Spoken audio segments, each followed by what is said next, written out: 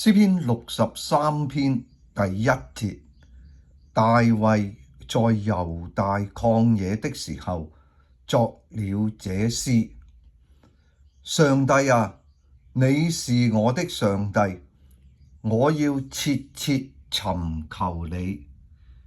在乾旱疲乏無水之地，我的心靈渴想你，我的肉體切慕你。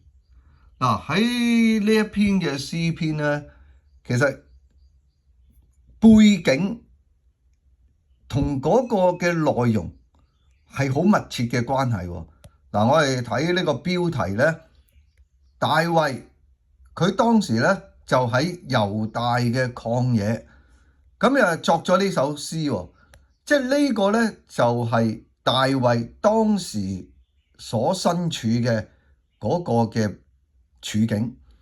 咁喺呢一個寫作嘅背景，俾我哋睇到第1節嘅內容咧，你就覺得咧係兩者係有好密切嘅關係。我哋睇第1節呢度，佢話咧：上帝啊，你是我的上帝，我要切切尋求你。即係大衛啊，佢喺曠野嗰度咧，佢就對神發出一個嘅呼求，即係要表明佢嘅心意咧，係要切切去尋求神。咁跟住咧，我哋就要注意啦。呢度佢話咧，在乾旱疲乏無水之地。呢度啊就好明顯咧，係佢處於嗰個曠野啊嘛。曠野就係一個乾旱疲乏無水之地。佢身處喺咁嘅環境當中咧，其實從外在嘅環境反映到佢自己嗰種心靈嘅境況所以咧佢就話：我的心渴想你。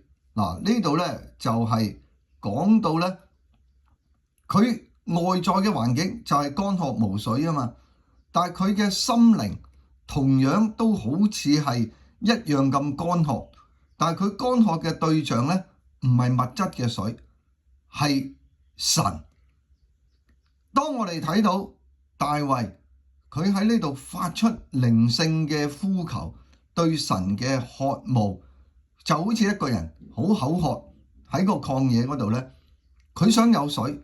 今日其實我哋好感恩，我哋咧要渴想嘅就係賜活水俾我哋嘅耶穌基督，佢能夠滿足我哋心靈嘅需要。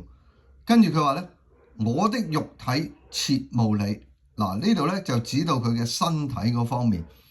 譬如我哋人，我哋口渴就係我哋嘅身體嘅需要。